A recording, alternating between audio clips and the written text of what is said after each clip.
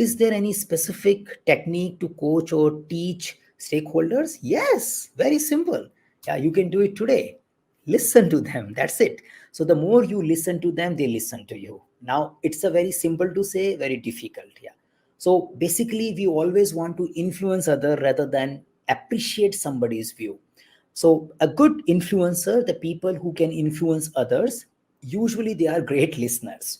So listening means I am not trying to change them.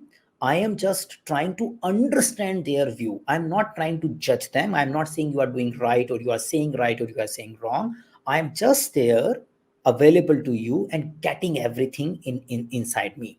Now, what happens when that kind of things is done? You see the world from their view, because if you don't go there, you don't even see their view, their word. And once you don't see their word, how do you change or probably influence that word? So one of the best, many times we have a agile coaching program, we have a ICF coaching program, we teach those coaching skills differently. The agile coaching introduce the coaching, whereas ICF programs gets into detail of the coaching. But many times coaching people want to get some skills so that they can influence other, they can change other, they can do something with other.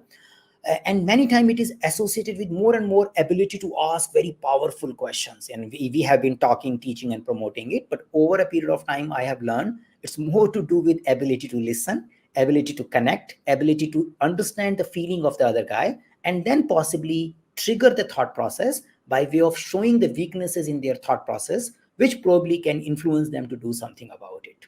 So that's something one can apply there.